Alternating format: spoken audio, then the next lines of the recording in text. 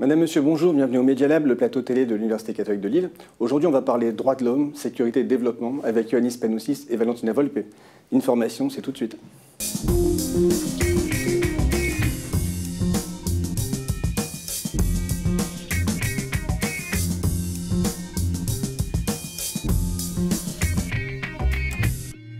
Volpe, bonjour, Ioannis Panoussis, bonjour, bienvenue sur le plateau du Media Lab.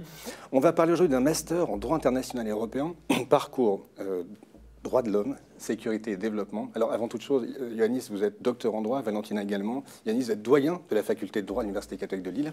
Et vous êtes tous les deux, l'un et l'autre, co-directeurs, co-directrices de ce parcours de formation en droits de l'homme, sécurité et développement. Ioannis, en quoi consiste ce programme ? Alors, il s'agit d'un programme spécialisé en droit international européen, comme son titre l'indique, et son objectif, il est clair. En 2 ans, c'est de permettre à l'étudiant de s'immerger dans le monde merveilleux du droit international.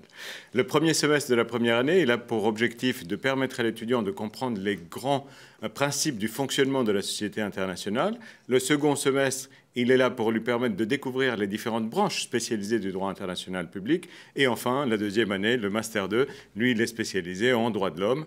Et en particulier, on fait aussi la jonction entre les droits de l'homme et les notions de sécurité et de développement qui sont tellement importantes aujourd'hui. D'accord. Alors justement, comme c'est un parcours en droit international européen, Valentina, quelles sont ses spécificités ? Thanks a lot, Denis. And let me switch to English, since one of the specificity of this program is the fact of being a bilingual program. A program that can count on an incredible network of visiting professors coming from all over Europe and beyond. We are really trying to have a global faculty that can be the added value of this master. It's a master that also includes a strong professionalizing dimension, since include a period of stage between 3 and 6 months in France or abroad. It's a master that has an important educational moment with the Masterclass Global Actors for Peace that takes place every year in September, and that involves actively the Master 2 students. And it's a master that allows as well, or gives at least, the possibility to spend a period in the US and to earn a double degree in Delaware University. Ok, donc on voit qu'il y a vraiment donc des professeurs étrangers qui viennent faire cours. On peut faire un double diplôme avec une université partenaire aux États-Unis. On a effectivement une masterclass chaque année, ça démarre par une masterclass, donc un parcours très très riche. Alors du coup, comment vous sélectionnez vos étudiants, Ioannis ? À qui s'adressent ces étudiants ? Qui peut postuler à ce programme ? Alors, c'est vrai qu'aujourd'hui, c'est une formation qui est devenue relativement sélective et nous faisons attention à un certain nombre de critères lorsqu'on candidate. Le premier des critères, mais c'est aussi, vous le voyez, c'est la richesse de cette formation, c'est le bilinguisme. Donc, il nous faut des étudiants qui ont un niveau au moins d'anglais qui soit suffisant pour pouvoir suivre sans baisser le niveau du groupe. Donc, on est vraiment dans une logique de nivellement par le haut sur le plan linguistique et c'est fondamental. Deuxième chose, c'est qu'il faut disposer d'une licence de droit puisqu'on candidate sur un master de droit ou d'une licence d'une discipline équivalente, relations internationales, sciences politiques, à condition d'avoir intégré une dimension juridique importante dans le cadre de son parcours. Enfin, naturellement, ça s'adresse aux étudiants qui sont très motivés par cette orientation disciplinaire. Cette motivation, ils la démontrent par le choix de matière qu'ils ont pu faire par le passé, donc avoir des bonnes bases en droit international public, en droit de l'Union européenne, sur des questions, pourquoi pas, relatives au système de protection des droits de l'homme, de manière à arriver dans le master pour pouvoir tout de suite approfondir un certain nombre de questions techniques. On fait aussi très attention, et c'est le dernier point, sur la diversité des profils et des parcours. Nous sommes très attachés, par exemple, à recruter des étudiants internationaux, des étudiants qui ont eu une expérience de mobilité, des étudiants qui viennent d'autres systèmes et d'autres cultures, de manière à apporter la richesse que nous souhaitons enseigner aussi dans la composition du groupe. Donc des parcours, enfin des promotions avec effectivement des étudiants qui viennent d'origines diverses et d'environnements et d'expériences variées. Il y a un niveau quand même, il y a une sélection, il y a des entretiens qui se passent au moment de la sélection. Vous procédez comment en fait par rapport à ça ?